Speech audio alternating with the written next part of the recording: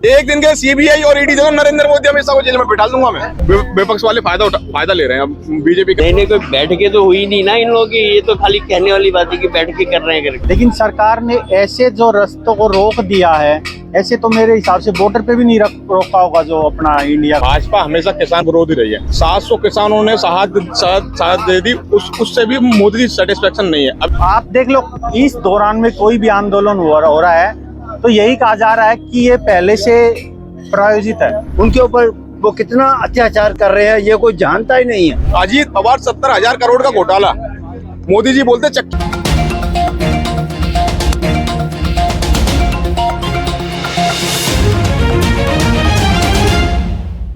नमस्कार, मेरा नाम है महविश और आप लोग देख रहे हैं न्यूज़ 1 टुडे। दोस्तों, पिछले कुछ दिनों पहले से सरकार और किसानों के बीच में एक बड़ा महाघमासान चल रहा है। उसी को लेकर आज हम जनता के बीच में मौजूद हैं, जिसको लेकर आज हम इनसे इनकी राय पूछेंगे इस मामले पर।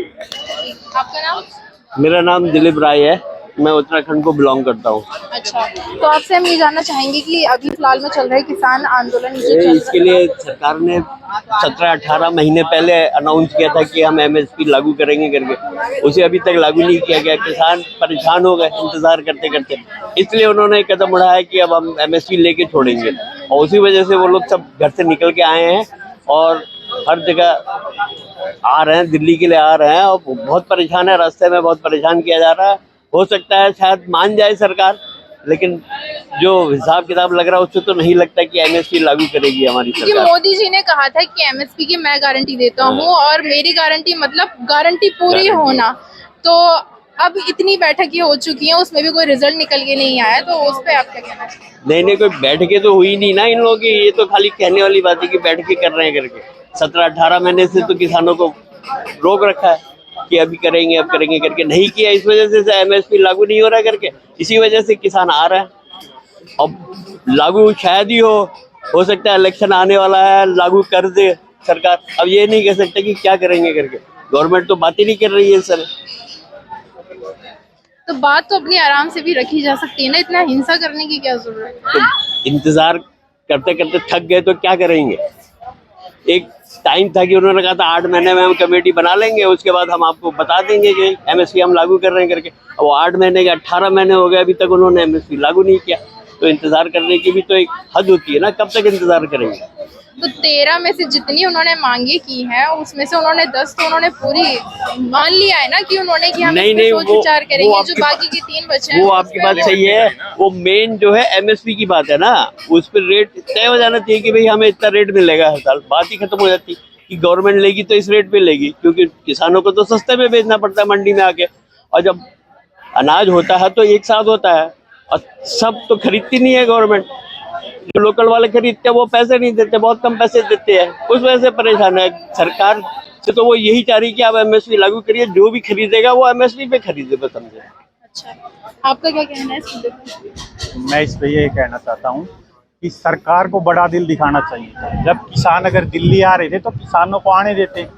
रामलीला इतना बड़ा मैदान है, रामलीला मैदान, उसको खाली करवा देते, किसान वहाँ बैठ जाते। लेकिन सरकार ने ऐसे जो रास्तों को रोक दिया है, ऐसे तो मेरे हिसाब से बॉर्डर पे भी नहीं रोका होगा जो अपना इंडिया का बॉर्डर है, वहाँ पे भी नहीं है। जब किसान इतना हल्ला बोल और तमाशा करेंगे तो उन्हें तो अपने सेफ्टी के हिसाब से देखना पड़ेगा ना। जब वो पहुंचे ही नहीं है तो आपको क्या पता कितना हल्ला करेंगे। वो तो पहले ही रोक दिया उनको पहले ही रोक दिया। साधारण तरीके से शांतिपूर्वक तरीके से प्रोटेस्ट करना चाहते हैं, उनको रोका जा रहा है। भाजपा हमेशा किसान विरोधी रही है। 700 किसानों ने साथ दे दी, उससे भी मोदी की सेटिस्फेक्शन नहीं है। अभी वो और चाहते हैं कि इस देश का किसान रोड पे आ जाए, खत्म हो जाए। ठीक है, ना प्रोटेस्ट करे, ना धरना करे, कुछ भी ना करे। दलित विरोधी मानसिकता है ये पार्टी वाली है। ठीक है, दूसरी बात, अगर कोई मुसलमान प्रोटेस्ट करेगा तो वो पाकिस्तानी कहलाया जाएगा, दलित विरोध करेगा तो वो नक्सलवादी कहलाया जाएगा, अगर किसान विरोध करेगा तो वो खालिस्तानी कहलाया जाएगा। अभी एक भाजपा को प्रवक्ता मिला, उसने बोला कि खालिस्तानी प्रोटेस्ट करे, किसान प्रोटेस्ट नहीं कर रहा है। ये तो मानसिकता बन गई इन लोगों की।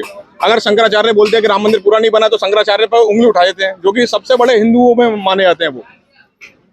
तो ये तो एक सिस्टम बना दिया है भाजपा वालों ने। जब पिछली बार जब जो आंदोलन हुआ था टीकरी बॉर्डर पे, मैंने कितनी बार ही देखा, मैं लगभग वहां रहा। टीकरी बॉर्डर पे लोगों के आने जाने का रास्ता जो है वो सही था। जहाँ पब्लिक बैठी थी वहाँ पे किसी को कोई दिक्कत नहीं थी, लेकिन इतनी दूर का थोड़ा सा रास्ता जहाँ पे पुलिस खड़ी थी, पुलिस किसी को नहीं जाने दे रही थी। वहाँ पे परेशान कौन? परेशान पुलिस कर रही थी पब्लिक को, ताकि परेशान पब्लिक होगी तो पब्लिक जो है वो किसानों को गाड़ियां देंगी। और ऊपर से अभी ये भी स्टार्ट होगा, खालिस्तानी है, ये है, फंडिंग बाहर से आ रही है। अगर आप देख लो, इस दौरान में कोई भी आंदोलन हो रहा है तो यही कहा जा रहा है कि ये पहले से प्रायोजित है। ऐसा नहीं होता, लोकतंत्र में आंदोलन चलते रहते हैं। हाँ ये है, आप भी थोड़ी ही बड़ा दिल दिखाए सरकार भी, और किसान भी थोड़ा, वो भी पीछे हटेंगे, थोड़ा आराम से आंदोलन करेंगे। आप उनको जगह दे दीजिए, उन्हें बैठने दीजिए। ये देश पूरा देख रहा है टीवी पे कि कौन आंदोलन कर रहा है, कौन दंगा कर रहा है, कौन लाठीचार्ज कर रहा है, कौन आंसू गैस के, सबको पता है, सारी पब्लिक देख रही है। इसलिए सरकार को चाहिए कि थोड़ा आंदोलन करने दे और बातचीत से रास्ता कोई निकाले। आंसू गैस के गोले फेंके जा रहे हैं किसानों के ऊपर, केवल वो प्रोटेस्ट कर रहे हैं। बैरियल लगा दिए गए हैं, इतनी बड़ी बड़ी कीलें लगा दी गई। क्या वो पाकिस्तानी है? क्या वो एंटी नेशनल है? क्या वो किसान का अन्न नरेंद्र मोदी जी भी खाते हैं ना? अगर वो अन्न पैदा करना बंद कर दें तो मोदी जी क्या खाएंगे? ये सोचना पड़ेगा ना। अब मैं तो कह रहा हूँ विपक्ष वाले फायदा ले रहे हैं। अब बीजेपी का ये कहना है, मैं तो ये कह रहा हूँ मोदी जी आप इनकी मांग पूरी कर दीजिए, आप पूरा फायदा उठा लीजिए। 400 प्लस आएंगी आपकी, किसानों का समाधान कर दीजिए। मैं तो ये कहना चाहूंगा। 3 साल से तो रोका ही हुआ उन्होंने, 3 साल से तो रोका हुआ है। अब ये एजुकेशन होता ही नहीं। अगर वो उनकी मांगे मान लेते तो मान ही नहीं तो वो करेंगे ना। उनके ऊपर वो कितना अत्याचार कर रहे हैं ये कोई जानता ही नहीं है। इतने बड़े वो शंभू बॉर्डर और फलाने केजरीवाल बॉर्डर। आप बोल लो भाई साहब। हाँ देखो, पता है सरकार को ये गलतफहमी हो रही है अभी तक कि जैसे ही एमएसपी लागू किया तो महंगाई डबल डिजिट में से क्रॉस हो जाएगी। एक मिनट रुकिए। सवाल यहाँ पे ये बन रहा है, ये तो बिल्कुल जायज बात है, किसानों का हक है एमएसपी की गारंटी का कानून बनना, क्योंकि इस टाइम किसानों की आमदनी है सिर्फ 35 रुपए पर डे की, जो इस टाइम फिलहाल की कंडीशन है। और 99 किसानों की जमीनें इस टाइम बैंकों में रखी हुई है। मतलब ये नहीं कि इस सरकार में आने के बाद कर्जा बढ़ा, किसान शुरू से ही इसी हालत से गुजर रहा है, आज तक का रिकॉर्ड है ये। अब सवाल ये है, देखो इसका भी विकल्प है अगर सरकार चाहे तो। देखो महंगाई कंट्रोल करने का एक ही तरीका है, पूरे देश के अंदर कोई भी प्रोडक्ट हो। आज तक से एक मिनट, हल क्यों नहीं निकला? नहीं क्यों नहीं हल निकला? हल क्यों नहीं निकला बताइए ना। आप क्या सुनूं मैं? आप बोलो फिर। हमने सुन ही नहीं रहा, दिमाग कहाँ है क्या बोल रहे हो? आपका? मैं क्या बोल रहा हूँ, सुनो मैंने क्या बोला है? 25 साल से यही हो रहा है। मैंने क्या बोला? मैं नहीं रोका। मैं गवर्नमेंट को ये बोल नहीं रोका क्यों नहीं? 10 साल से इनकी सरकार है, 10 साल से उनकी सरकार थी। पहले तो मुझे बताओ, कितनी एज के हो? मेरी बात सुनो, मैं क्या कह रहा हूँ, मैं गवर्नमेंट को ही वो बोल रहा हूँ। दिमाग जलेबी की ठीक है, अब इसका रीजन देखो ये है, दिमाग का है। अब दिमाग मेरे है ही नहीं। अब देखो आपका टाइम महंगाई, गवर्नमेंट को ये प्रॉब्लम है। देखो निकलना पब्लिक से है, ये तो सबको पता है। अगर एमएसपी लागू हुई तो निकलना पब्लिक से, ये कोई गवर्नमेंट अपनी जेब से तो कोई देना नहीं है, कोई भी गवर्नमेंट अपनी जेब से नहीं देती है।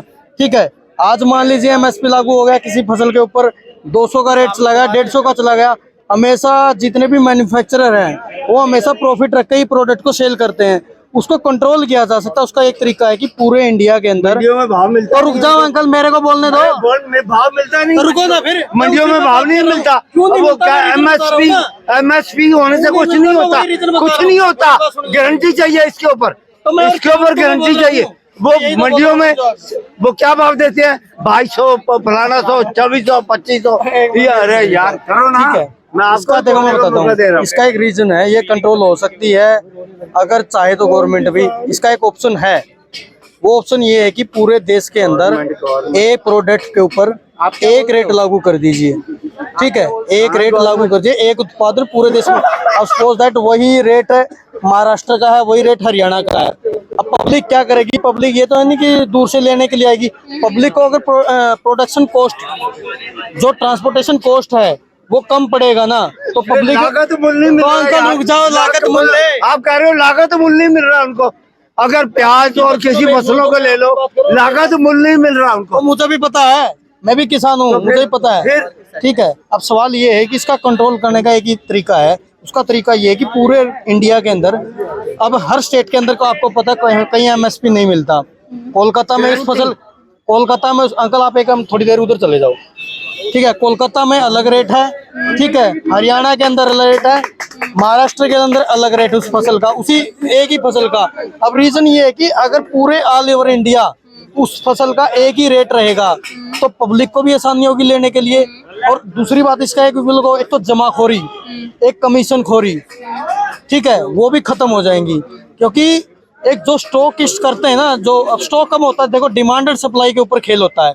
डिमांड बढ़ेगी तो ठीक है, सीधी सी बात है, स्टॉकिस्ट उसको स्टॉक मारेंगे प्रोडक्ट को, स्टॉक होगा तो ऑटोमेटिक इन्फ्लेशन आएगा, महंगाई बढ़ेगी, ठीक है। उसका एक ही कंट्रोल करने का तरीका, अगर पूरे ऑल ओवर इंडिया में एक रेट होगा तो सीधी सी बात है, ना तो जमाखोरी होगी, ना वहाँ पे कमीशन खोरी होगी, ठीक है, ना उसके अंदर मिलावट होगा। एक ही चीज से कई चीजें सोल्यूशन हो रही हैं, ना उसके अंदर मिलावट कब होती है, जब उसकी डिमांड बढ़ती है। डिमांड बढ़ेगी, सीधी सी बात है, उनको सेल करने के लिए उसके अंदर मिलावट करेंगे ही करेंगे। तो ये एक ही चीज में सब कुछ खत्म होने जा रहा है। अगर करे तो गवर्नमेंट, अगर करे तो ये, अब गवर्नमेंट को एक बहाना मिल रहा है, अब गवर्नमेंट को एक बहाना मिला हुआ है कि इन्फ्लेशन आएगा, अगर हमने किसानों की एमएसपी मांग ली तो इन्फ्लेशन आएगा, ठीक है, महंगाई तो आएगी, लेकिन इसका कंट्रोल करने का भी एक विकल्प है। हर चीज का सोल्यूशन है करने वालों के लिए, तो अगर करना चाहे तो। अब वही बात है, गवर्नमेंट बोलेगी अब इसमें खालिस्तान घुस गए, तो सरकार बात करने के लिए मना नहीं कर रही है, वो बोल रही है। बात तो पिछली बार भी की थी ना उन्होंने, कोई सोल्यूशन तो नहीं निकला ना। सवाल तो ये है, सोल्यूशन नहीं निकल रहा है, लेकिन अब देखेंगे ना कि क्या। अब तो देखो मजबूरी है इनकी, करना पड़ेगा क्योंकि इलेक्शन टाइम सर के ऊपर है, ठीक है। अब इस चीज को मुद्दा बना के विपक्षी पार्टी भी फायदा देखो, उठा वो रही तो है। उठाएंगे, देखो। राहुल ने बोला है कि क्या नाम है, अगर हम लोग आ गए लोकसभा के इलेक्शन जीत के तो एमएसपी का हमारी गारंटी है कि हम इसको बिल्कुल आगे लागू करेंगे। मैं कांग्रेस पे कैसे भरोसा कर सकते हैं, नहीं कर सकते। उन्होंने पूरे दावे के 55 साल से वो पहले इस चीज में थी, 55 साल ऑलरेडी वो सरकार यहाँ पे चला के गई है। जब उन्होंने उसी टाइम, अगर आज नौबत ही नहीं आती, आज ये नौबत ही नहीं आती। एमएस स्वामीनाथन की जो रिपोर्ट एक चीज मैं बताता हूँ आपको, लागू करने के लिए भी बोल रही है और एमएसपी के लिए भी बोल रही है। मैं वही तो कह रहा हूँ, कांग्रेस पे तो हम उम्मीद कर ही नहीं सकते, करेंगे तो मोदी सरकार ही कर सकती है, करेंगे तो यही कर रहे हैं। क्योंकि एक लीडरशिप क्वालिटी भी होती है, पब्लिक को भी पता है जीतेगा कौन, सबको पता है, वो कहने की जरूरत नहीं है यहाँ पे, किसी सबको पता है किसकी स्टैम्प पे पावर है, किसका कौन कर सकता है, किसके अंदर एक चांस है, क्वालिटी अच्छी है। दूसरे दलों के भ्रष्ट नेताओं को अपनी पार्टी में शामिल कराओ, ठीक है, अपनी पार्टी में शामिल करा के उनको विधायक बनाओ, सांसद चुनाव, ये इस प्रकार की गारंटी है बीजेपी की। भारतीय जनता पार्टी एक वॉशिंग मशीन बन चुकी है, दलित विरोधी मानसिकता इनकी है, ठीक है, महिला विरोधी पार्टी ये है। मणिपुर में हमने देख लिया महिलाओं का कितना बड़ा सम्मान देते हैं ये। ब्रजभूषण सिंह पे आप एक वर्ड नहीं बोलना चाहोगे, एक वर्ड नहीं बोल पाओगे, क्या बोलोगे आप उसपे? पोस्को एक्ट मालूम है, पोस्को एक्ट से 24 घंटे के अंदर गिरफ्तारी होती है, अभी तक गिरफ्तारी हुई, सांसद बहाली हुई उसकी, उसका भी नहीं बोल पाओगे आप। आपने पता है पॉलिटिक्स का हो रही है, मैं उसका भी जवाब देता हूँ। हालांकि उनके साथ देखो गलत हुआ है, मैं भी मानता हूँ, अगर उनके साथ गलत है इसका भी ऑप्शन है, नार्को टेस्ट होता ना, दोनों का नार्को टेस्ट। अच्छा, आप सुनिए, एक मिनट रुकिए भाई साहब। जो देश की महिलाएं हैं, जो प्राउडली हमें बात तो सुन पदक जिताया है, उनका नार्को टेस्ट कराओगे आप? भाई साहब, बात पूरी होने तैयार है नार्को टेस्ट के लिए भाई, वो तैयार है। मेरी बात तो सुन ले, मेरी पैरी बोल, क्या बात कर रहे हो? दोनों का नार्को टेस्ट हो, मैं किसी की ना उसकी पैरवाई नहीं करता, मैं कोई, मुझे मतलब नहीं ब्रजभूषण से। मेरा बात ये, पता क्या रीजन क्या है, काफी टाइम से आपको भी पता है प्रॉब्लम कहाँ खिंच रही है। मान लीजिए आपके किसी के साथ गलत काम होता, छेड़छाड़ होती है, तो उसी टाइम कार्रवाई होती है ना। इतने सालों के बाद अगर वो जाके, सुनिए भाई साहब मेरी बात सुन लीजिए, पहले बात सुन लीजिए भाई साहब, आपको गेम का ही नहीं पता क्या करने के बाद 24 घंटे के अंदर गिरफ्तारी होती है। दिल्ली पुलिस किसके अंडर आती है? अमित शाह के अंडर आती है। भाजपा का सांसद है, वो 9 विधायक उसके अंडर आते हैं। भाजपा को डर है कि 9 विधायक जो पूर्वांचल में उसका वोटर है वो वोट ना खिसक जाए, ठाकुर समाज का जो वोट है, बीजेपी का वोट से डर लग रहा है कि वोट ना चला जाए उनका। भाई अभी ये भाई अभी कह रहे नहीं, ये भाई अभी कह रहे थे कि जो भी दूसरी पार्टियों में विरोध होते हैं, करप्ट लोग होते हैं, वो बीजेपी में आ जाते हैं तो वो सही हो जाते हैं। आप ये मानते थे कि विरोधी पार्टी में करप्ट लोग होते हैं, मानते हो ना? बिल्कुल, सब सारी पार्टियों में मिलेंगे आपको, सारी पार्टियों में नहीं। आप हम बीजेपी जवाब थोड़ी ना, एक बात आप कह रहे विरोधी पार्टी की बात कर रहे हो, न्याय किसको बोलते हैं? उनकी विचारधारा सही करके अपनी पार्टी में मिला रहे हैं, ऐसे नहीं के। मनीष सिसोदिया को जेल में डाला हुआ 1.5 साल होने पे आ गया। एक मिनट बोलने दो। मनीष सिसोदिया को 1.5 साल से ज्यादा जमानत नहीं मिल रही, ठीक है। पीएमएलए जो एक्ट होता है, ईडी सीबीआई के पावर, उसके पास इतनी पावर होती है जो कि 1-1.5 साल तक आराम से रख सकती है। अजीत पवार 70,000 करोड़ का घोटाला, मोदी जी बोलते चक्की पीसिंग, अगले दिन डिप्टी सीएम बना देते उसको महाराष्ट्र का। तुम मनीष सिसोदिया के पास एक बूटी कौड़ी नहीं मिलती आपको। एक दिन के सीबीआई और ईडी दो, नरेंद्र मोदी अमित शाह को जेल में बिठा दूंगा मैं। दे दो एक दिन के लिए। देखो इन्होंने अच्छी बात बोली है। मैं इनसे एक सवाल पूछता हूँ, इस देश के अंदर एक कॉन्स्टिट्यूशन सबसे बड़ा है ना बड़ा, अगर उन्होंने कोई निर्दोष है वो, तो उनकी अब तक बेल क्यों नहीं हुई? सवाल तो ये है, क्योंकि संविधान से ऊपर तो कोई है नहीं ना इस देश के अंदर, कोर्ट से ऊपर तो कोई माई का लाल है नहीं आज तक। आप सबूत पेश कीजिए। अब बात कर रहे हैं कि देखो वो भी ठीक है, इन्होंने अजीत पवार का बोला है, अब बोलने को तो देखो सब कुछ बोल देते हैं। कोई मैं भी बीजेपी में भी कोई लोग दूल्हे नहीं है, लेकिन सवाल तो जाता है हमेशा ईडी हो या सीबीआई हो, ठीक है, मैं भी ईडी से या सीबीआई से काफी बंदों के साथ कांटेक्ट है, वो हमेशा कार्रवाई तब करते हैं जब पक्का सबूत होता है, ठीक है। मैं सीबीआई के डायरेक्टर से भी मिल चुका हूँ, मैं आपको बताऊँ, हमें पता है कि कार्रवाई कैसे होती है। कार्रवाई ऐसे होती है कि जब तक फुल इन्फॉर्मेशन नहीं होगी। एक मिनट कार्रवाई ये करेंगे। कार्रवाई चंडीगढ़ मेयर चुनाव में 35 पार्षदों का वोट डलना था, 16 पार्षद एनडीए पे था और 20 पार्षद जो था वो आम आदमी पार्टी कांग्रेस का था। किसका मेयर बनना चाहिए? यहाँ जहाँ लोग खड़े हुए हैं, किसका मेयर बनना चाहिए? इंडिया गठबंधन का। किसका मेयर बनता है? धांधली करके 8 वोट कैंसिल करके बीजेपी का जो प्रिसाइडिंग ऑफिसर था उसने कैमरे पर देखकर, और सुप्रीम कोर्ट का वर्डिक्ट था कि संज्ञान लेना चाहिए, केंद्र नेतृत्व को संज्ञान लेना चाहिए और उसको तुरंत की तुरंत बर्खास्त करना चाहिए। करा इन्होंने करा। ये न्याय की बात करेंगे, ये न्याय की बात करेंगे। आपका क्या कहना है किसान आंदोलन पर कि अभी तक इतना इनके संशोधन करने में इतनी परेशानियां सामने आ रही है, सरकार क्यों नहीं कुछ कदम उठा रही ताकि इन किसानों को भला हो? So I want to tell you one thing. I had my friend. So his name was Jaspreet Singh. तो मैं उससे बोलता हूँ भाई किसकी खेती करता है, तो बोलता है अफीम की। और वो बंदा आंदोलन में खड़ा है। तो मुझे लगता है हमारा टॉपिक ही गलत है। हमारा जो मेन टॉपिक है देश का वो है बेरोजगारी, अनएम्प्लॉयमेंट। आजकल का यूथ इतना अनएम्प्लॉयड है ना, हम जो चाहते हैं हमें जॉब नहीं मिलती। कॉर्पोरेट पूरा कॉल सेंटर पे आ चुका है। 70% जो यूथ है वो कॉल सेंटर में घुसा पड़ा है, पर कोई भी इस पे ध्यान नहीं दे रहा, क्योंकि इस पे कोई ध्यान देना ही नहीं चाहता। और पता है इंडिया क्या है, हमें दिख रहा है जो हो रहा है, फिर भी हम उसे इग्नोर कर रहे हैं। और पॉलिटिक्स पता है क्या कर रही है, ये छोटे छोटे पॉइंट देख के ना हमें बिजी रख रही है। और जो मेन पॉइंट है ना वो है बेरोजगारी।